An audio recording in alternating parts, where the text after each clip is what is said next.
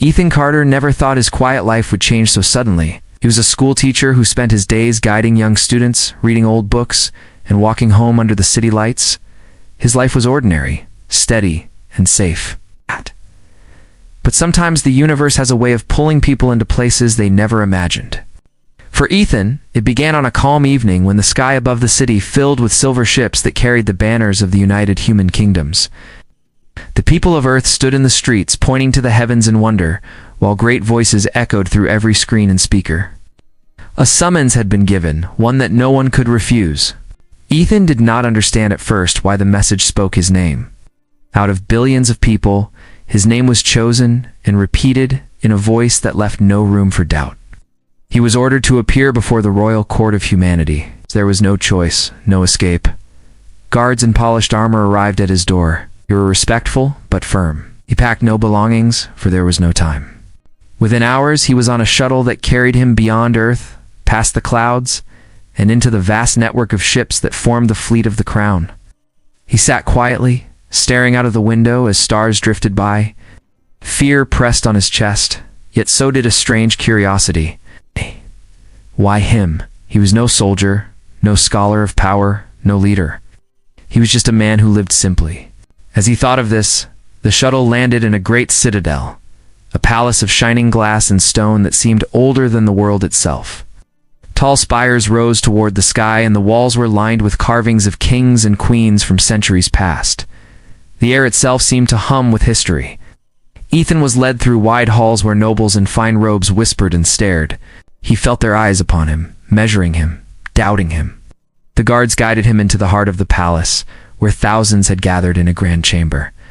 High above, light poured in through tall windows, bathing the floor in gold. At the far end stood the throne, a seat carved of steel and crystal, and upon it sat Queen Alara. She was unlike anyone Ethan had ever seen. Her presence filled the hall, not because of her crown or her armor, but because of the calm strength in her eyes. Her long hair shimmered in the light, and her gaze fell directly on him. The crowd hushed. No sound remained except the echo of his footsteps as he was brought before her. When he reached the foot of the throne, Ethan knelt without thinking. He did not know the customs of royalty, but it felt right to show respect. His heart pounded in his chest. He wondered if he was dreaming, if this was all some strange illusion. But then the queen rose, her voice clear and steady, carrying through the chamber like the sound of a bell. By the law of our people, she said, a choice must be made, and the choice has been spoken. By the law that binds our kingdoms together, Ethan Carter, you are now to stand as the husband of your queen. Gasps filled the chamber. The nobles murmured, their faces painted with shock and disbelief. Ethan's mind went blank. He tried to understand the meaning of her words, but they struck him like thunder. A teacher from Earth, summoned to marry the queen who ruled across the stars. He raised his eyes slowly and met her gaze. There was no jest in her expression, no trace of doubt. Only certainty, as though she had waited for this moment and for him. The hall around him blurred, the whispers fading into a distant hum. In that instant, it felt as if the world had narrowed to only the two of them. Ethan's lips parted, but no words came. His throat was dry, his thoughts tangled. He had no answer, no way to refuse, no way to understand. All he could do was stand there in silence, his heart beating like a drum, as the weight of destiny settled upon his shoulders. Ethan stood frozen in the great hall, his mind unable to catch up with the words he had just heard.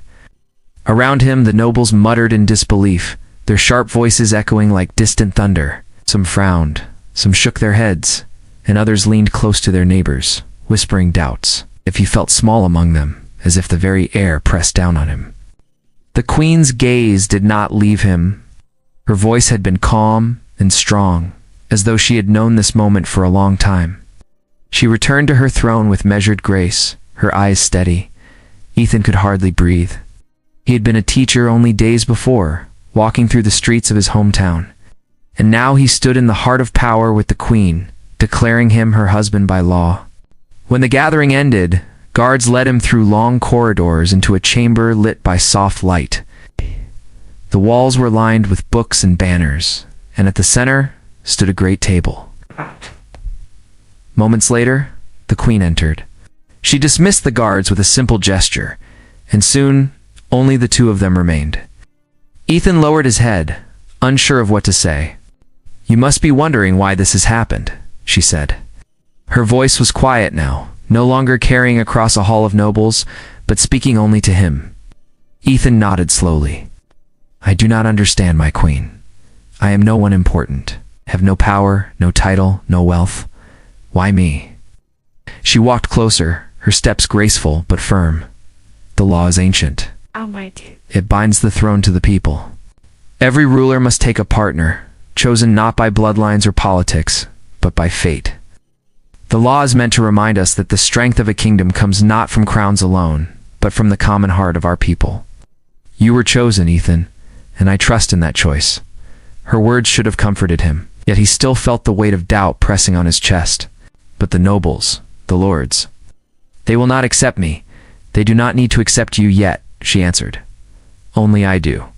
The rest will follow in time." Her certainty startled him. For a moment he could see the woman behind the crown, a leader who carried not only power but loneliness. She stood tall, but in her eyes he saw someone who had given much and received little in return. Ethan tried to speak, but found no words. The queen gave him a faint smile, then turned toward the window where the city below glowed with countless lights. "Tomorrow, the trials will begin," she said. "It is custom for one chosen by the law to prove his worth before the court. Will face challenges that test honor, wisdom, and courage. Do not fear them. They are not meant to break you, but to show you who you are." The thought of trials filled him with unease. He had never faced anything beyond the struggles of ordinary life. How could he stand before generals and scholars, before men and women who had fought wars and commanded fleets? That night, he lay awake in the chamber given to him.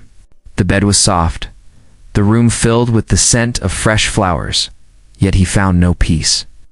He thought of his students back home, of the chalkboard and the quiet classroom. He thought of the queen's eyes, calm and unshaken, and the way she had spoken his name as though it already belonged in her world.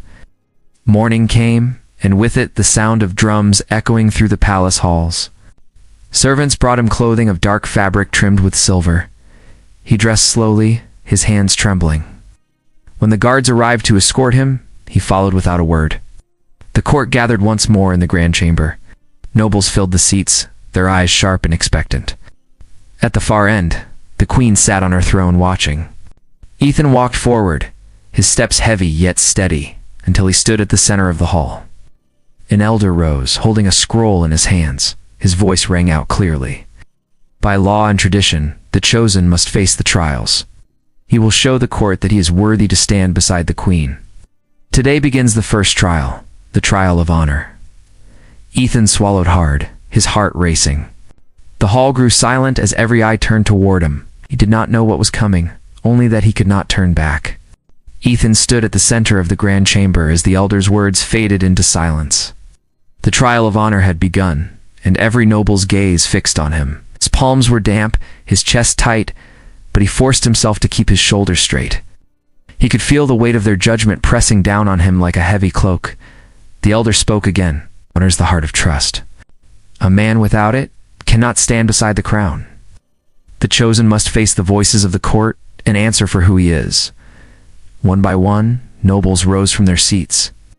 Their questions were sharp, their tones harsh, as if they hoped to pierce him with their words. A tall lord with silver hair stood first. "Ethan Carter, what right do you have to sit beside our queen? You are a teacher, nothing more. What honor lies in teaching children when our kingdom is built on steel and sacrifice?" Ethan's throat tightened, but he did not look away. He thought of his students, the bright faces eager to learn.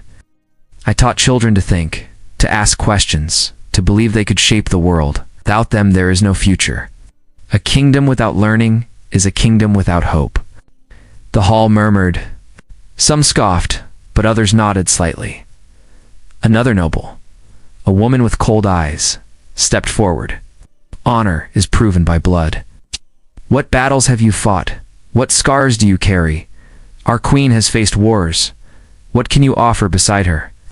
Ethan felt his voice shake, but he spoke clearly. "I have no scars from war. But I have stood with the weak, with those who could not defend themselves. I have seen hunger, fear, and despair, and I did not turn away. I believe honor is not only in the blade but in the heart that chooses kindness when it is easier to be cruel." The woman frowned, but she had no answer. A ripple spread through the chamber. One final question came from a young noble who seemed eager to humiliate him. "If you are given the hand of the queen, will you serve her, or will you seek to rule beside her?" Ethan did not hesitate. "I was not chosen to rule. I was chosen to stand by her. I will serve her with loyalty. A crown is not mine to wear, but my word will always be hers to trust." The elder lowered the scroll and raised his voice. "The first trial is complete. Honor has been tested." The hall broke into whispers. Some still doubted, but others could not deny the strength of his answers.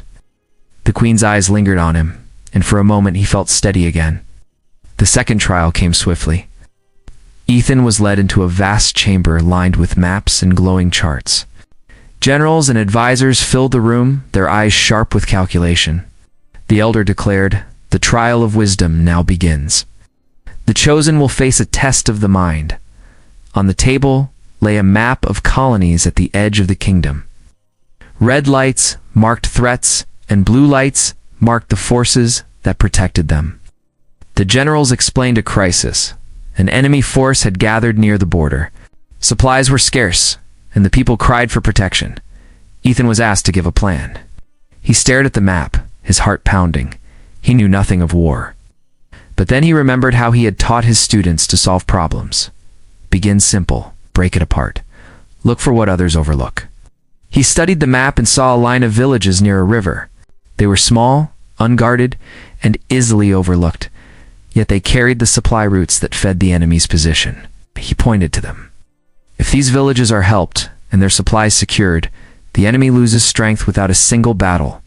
Protect the people, and the enemy will wither.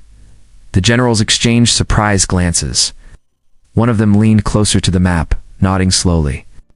"It is a simple plan, but it is true. Strike at their food and they cannot stand." The elder raised his hand. "Wisdom has been shown not by force, but by thought. The trial of wisdom is complete." At last came the third trial. Ethan was taken to a vast arena where soldiers trained with weapons. The trial of valor was not to be spoken, but lived. A great machine released waves of fire and light, simulating a battlefield. Men and women scattered as the ground shook. Ethan was given no weapon, only his hands and his will.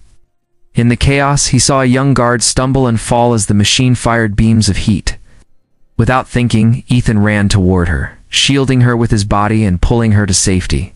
He had no skill, no training, but he acted without hesitation. He rose again and guided two more to cover, ignoring the pain of heat burning at his skin. When the trial ended, he stood breathless, his clothes scorched, but the soldiers he had saved were alive. The elder lifted his voice once more. "The chosen has faced the trials of honor, wisdom, and valor. Let the court judge." Silence filled the hall. Then slowly, applause began. Not from all, but enough to carry. And above them all, the queen stood, her eyes shining with quiet pride. The palace was calm on the surface, but beneath its bright halls, shadows moved with quiet steps. Ethan did not yet know how deeply his presence had shaken the court. Some nobles had begun to whisper that the trials had been too kind, that a teacher could never truly stand beside the queen. Their whispers grew into plans, and their plans turned into a plot. Late at night, as Ethan walked through the long corridors of the palace, he noticed a faint glow from a chamber door slightly open. Curiosity tugged at him, and he paused to listen. Inside, he heard two voices, low and urgent. "He cannot remain," one voice said. "The queen risks everything with this choice. If we act now, we can end this mistake before the crown is weakened." "And the queen herself?" asked the other. "There are ways to remove her, if it must be done. We cannot allow a common man to hold power at her side." Ethan felt his blood run cold. He stepped back, careful not to make a sound. His heart pounded as he returned to his chamber, the words echoing in his mind. He wanted to pretend he had heard nothing, but he knew that silence would only bring danger closer to the queen. The next morning, Ethan requested an audience with her. When she entered the small room where he waited, he bowed deeply. Her eyes searched his face. "You seem troubled," she said. He hesitated, unsure if speaking would make matters worse. At last he told her what he had heard. She listened without interrupting, her expression calm, though her eyes grew darker with every word. "You were right to tell me," she said. "There are those who fear change more than they love truth. Their ambition blinds them. But they mean to harm you," Ethan said, his voice unsteady. The Queen reached out and placed a hand on his arm, steadying him.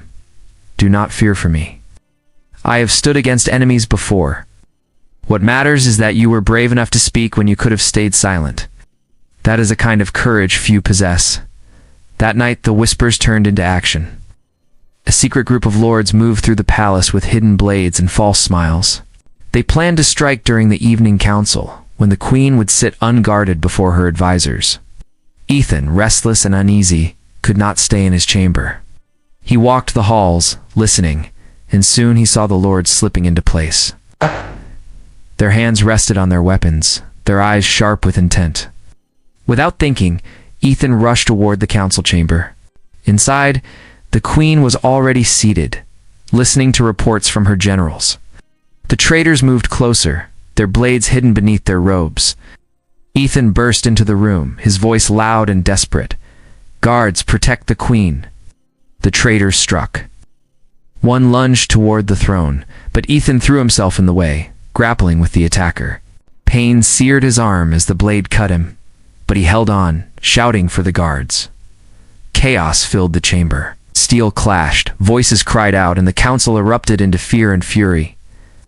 Ethan fought with nothing but his hands, pulling another blade away before it could reach the Queen.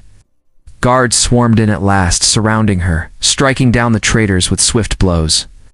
When it ended, the floor was marked with blood, and the surviving lords were dragged away in chains.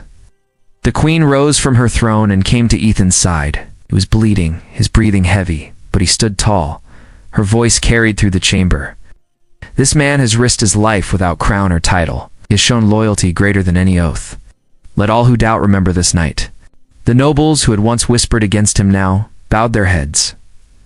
They could no longer deny the truth. A teacher from Earth had saved their Queen when others would have fled. Later, when the chamber was quiet and the guards kept watch at every door, the Queen looked at him with eyes that held both gratitude and sorrow. "You could have died," she said softly. Ethan managed a tired smile. "It would have been worth it if it meant you lived." Her gaze lingered on him, and for the first time, the wall of duty between them seemed to fade. In that moment, they were not queen and subject, but two people bound by trust and by the fire of a choice neither had asked for, yet both could no longer deny. The day of the final ceremony arrived, and the palace was alive with sound and color.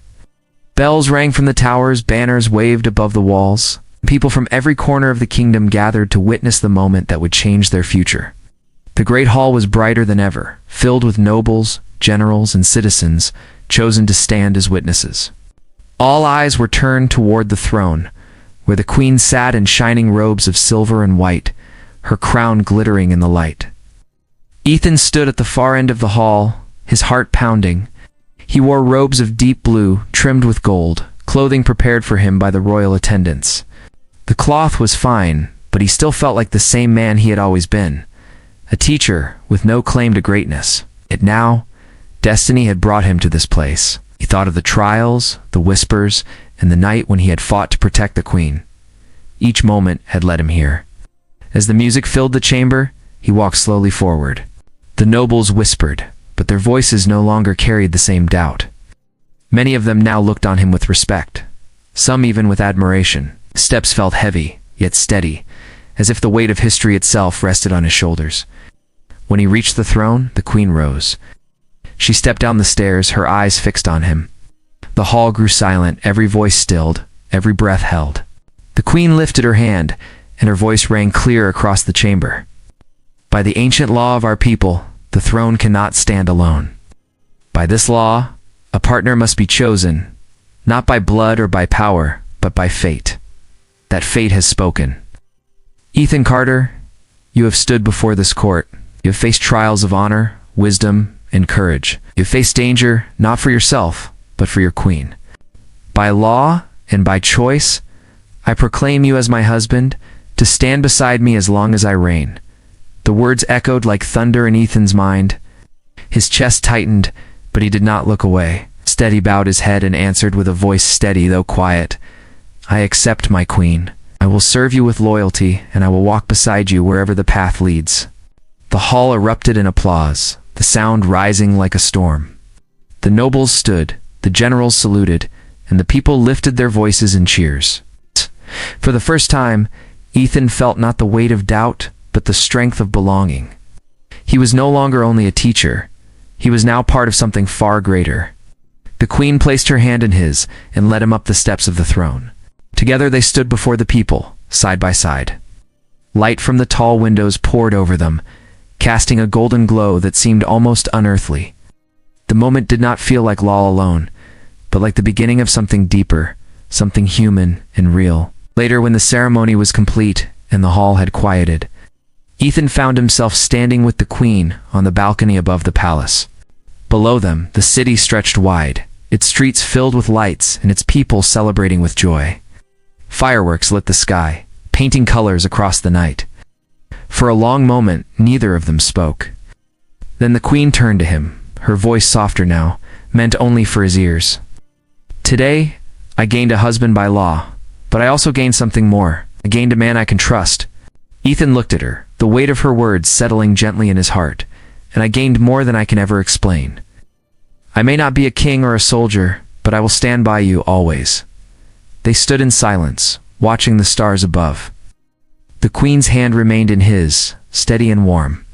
In that moment, the doubts of the court, the dangers of betrayal, and the weight of fear all faded away.